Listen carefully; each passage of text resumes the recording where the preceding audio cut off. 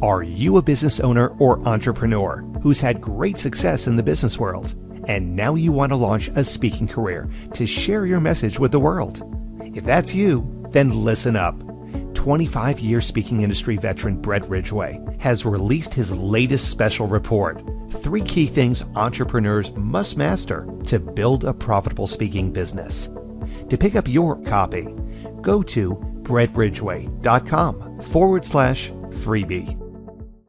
Welcome to the Spotlight on Speaking show with Brett Ridgway, where you'll learn the keys to building a profitable speaking business from speaking industry pros. Each week, we interview a great guest who will share his or her speaking journey, identify what their keys to success have been, and highlight some critical mistakes they've made along the way that you'll want to avoid. Be sure to visit our website at spotlightonspeaking.com. And while you're there, subscribe to us via your favorite network. Now, sit back, tune in, and get ready to meet this week's guest. Hello again, and welcome to another episode of the Spotlight on Speaking show with Brett Ridgway. I'm your host, and I'm excited to have as my guest today, Adam Goldman. Adam is a franchise consultant who's an experienced investor, serial entrepreneur, franchisee, master franchiser, and a father of 3 daughters. Over his 20-year career as a business investor and franchise consultant, he's founded 3 successful companies on 2 continents.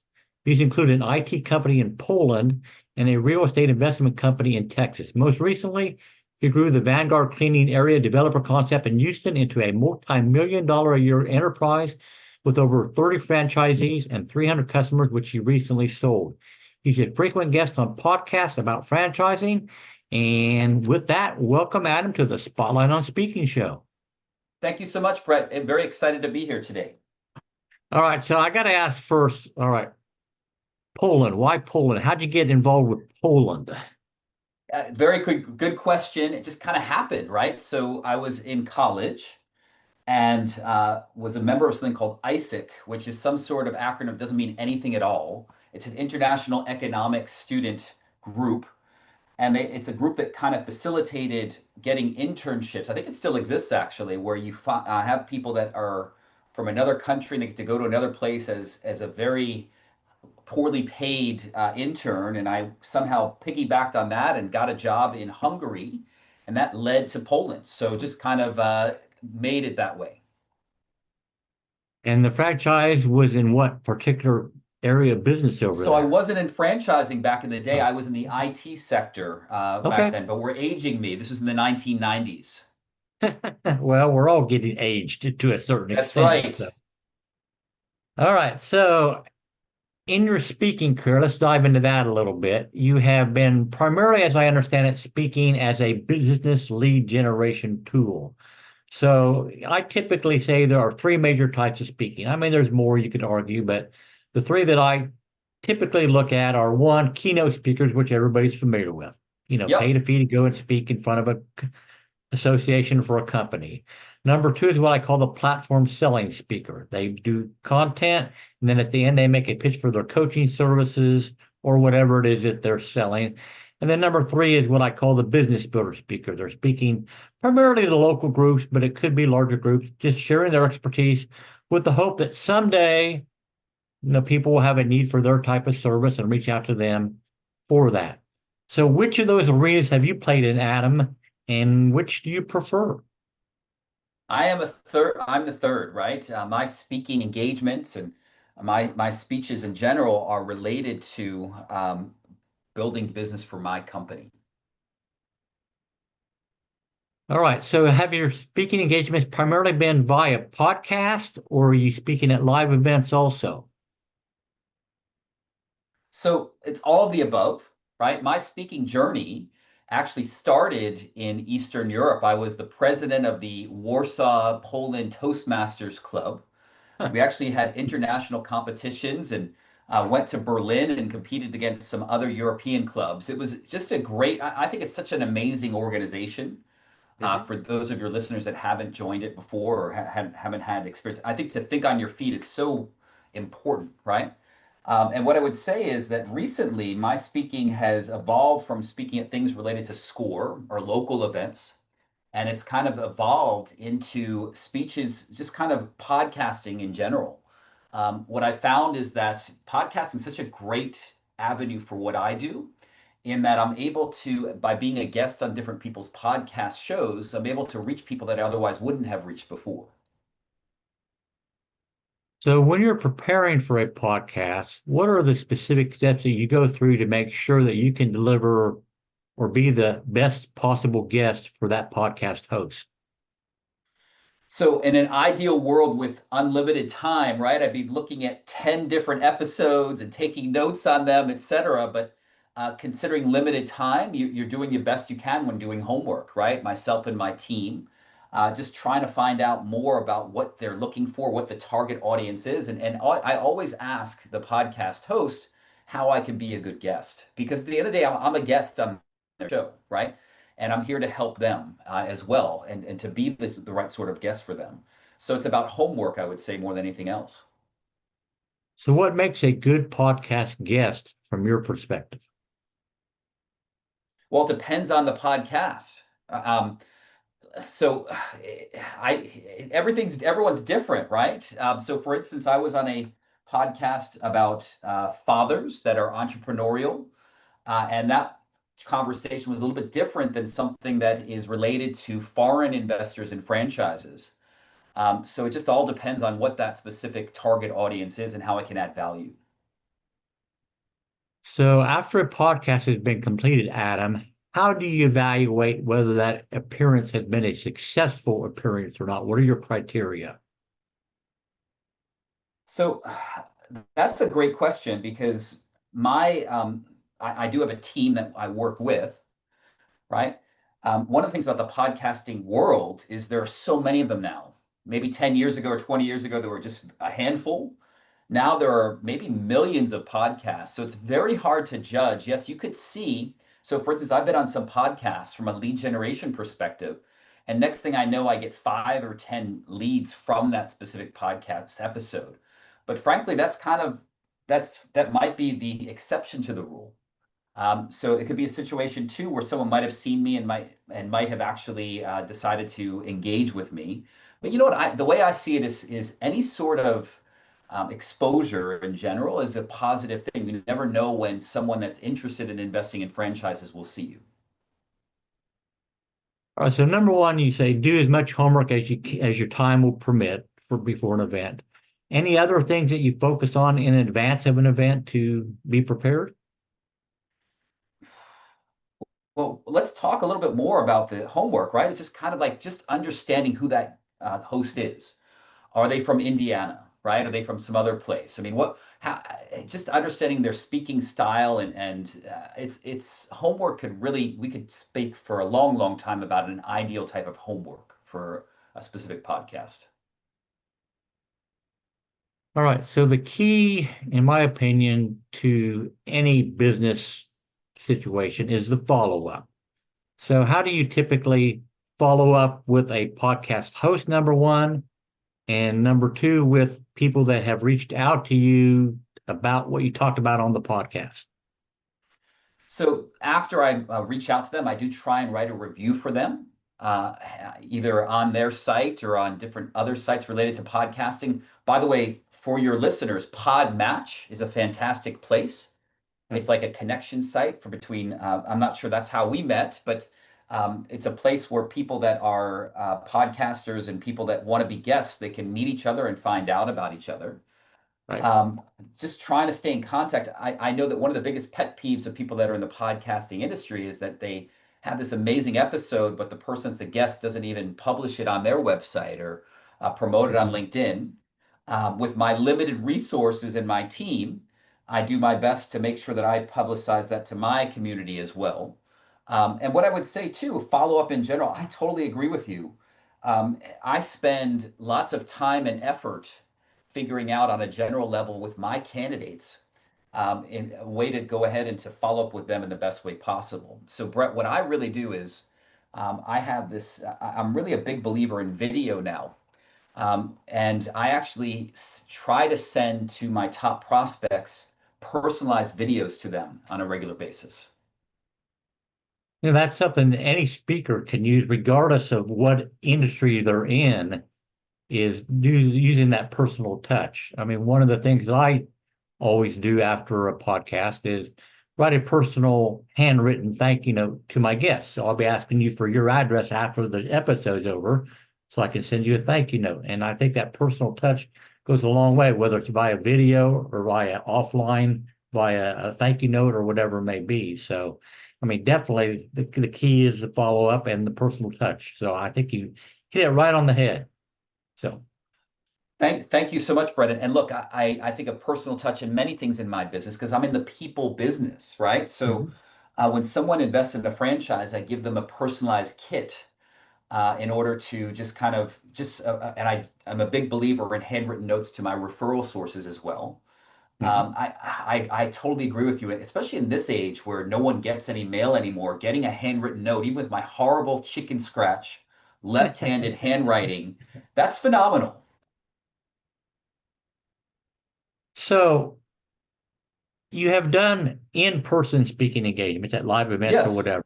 So how do you differentiate your approach to those, if in any way, with doing it via, a podcast or a virtual appearance of some type?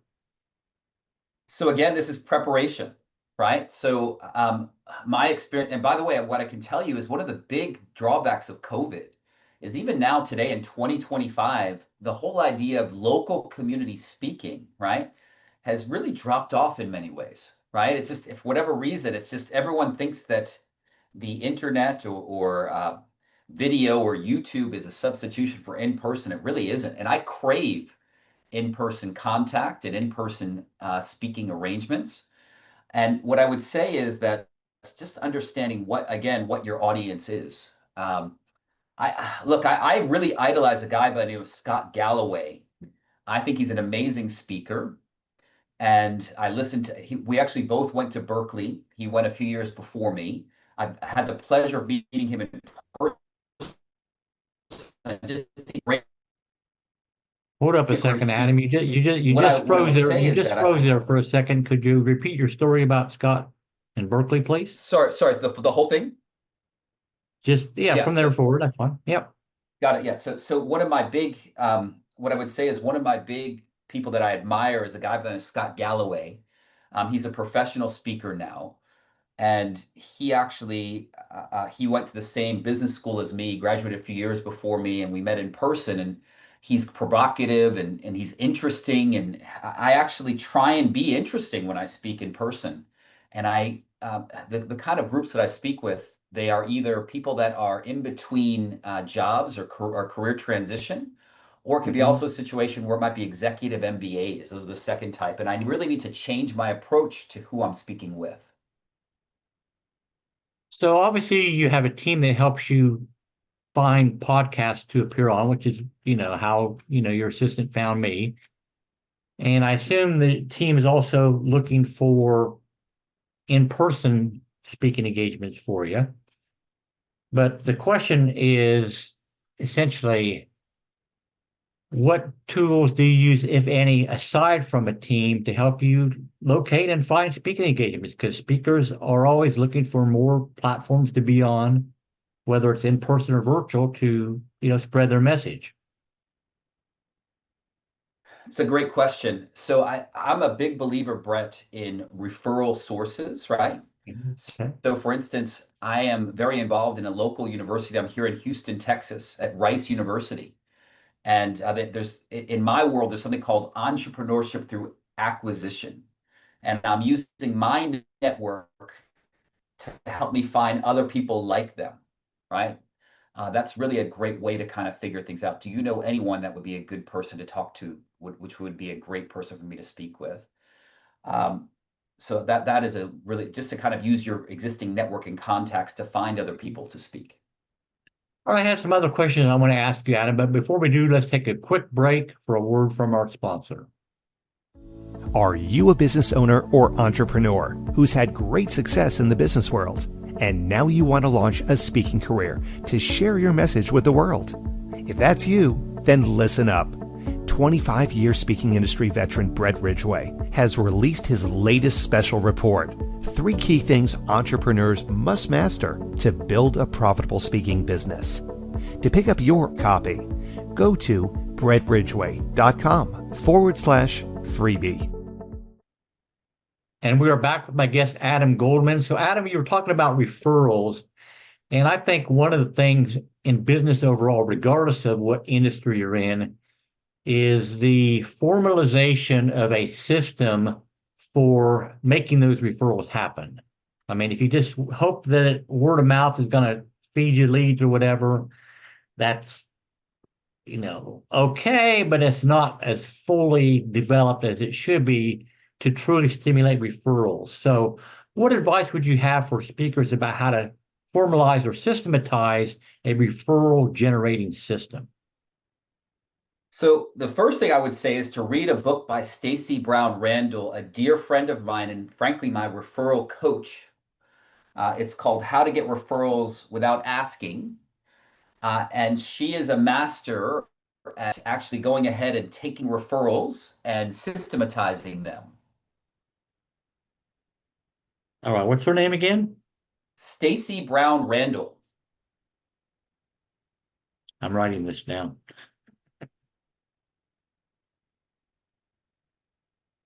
All right. So one of my favorite questions always to ask my guest, Adam, is, okay, it's time to bare your soul a little bit here. Share some embarrassing speaking mistake that you made in your career. Left you a little red-faced at the time, but a valuable lesson was learned, and it would be something you would highly advise other speakers or podcast guests not to do. I love it. I mean, I just remember, I don't remember the exact specifics, but when I was in an international competition with Toastmasters in Berlin, I somehow, I don't remember exactly how it worked, but for whatever reason, my speech bombed. And I think the reason why it bombed is it was cultural, right? I didn't do enough homework into what my audience would be like. And I was expecting people to think I was funny or whatever, but it was a learning experience. It didn't go so well. Back to the homework again, huh? Absolutely. All right. Well, Adam, I want to give you a couple of minutes now to tell people a little bit more about what it is specifically that you do and how they can get involved in your world if they so choose. So thank you so much. So what happens is I'm a recruiter, or I'm a matchmaker between different franchise companies. When people think about franchising, the first thing that comes to mind is McDonald's or other quick service restaurants. And I'm here to actually make matches between executives that are either looking for multiple streams of income or looking to make a career transition and to become franchisees, either part-time or full-time. And when this comes to speaking, I would argue that speaking or selling or just kind of business development or being a good speaker, I have some brands that are really in the coaching industry. And that's where speaking comes to play. There actually are coaching related franchises, which are very interesting. And so if someone's potentially interested, I really get a kick out of making successful matches. I've been doing this now for 15 years, 8.5 years as a franchisee myself for an office cleaning master franchise. And I had some overlap, but now this role for 8 years. And I would love to give a free consultation for anyone interested by going to franchiseadam.com for a free 15-minute chat. Franchiseadam.com. Well, we'll make sure that appears in the show notes down below the video when we put it up live. All right. So again, franchiseadam.com, correct? That's correct. All right, very good. Well, Adam, I want to thank you so much for being my guest on this episode of the Spotlight on Speaking show. Any final words of wisdom for the up-and-coming speaker? Just be yourself. I think authenticity is the kind of the secret sauce in speaking in general. Be authentic. Be genuine. All right, well, very good. Well, thanks again, Adam. Thank you, everybody, for joining us today. As always, I wish you the greatest of success in all that you do, and may this year be your greatest year yet. Take care, everyone. Bye-bye.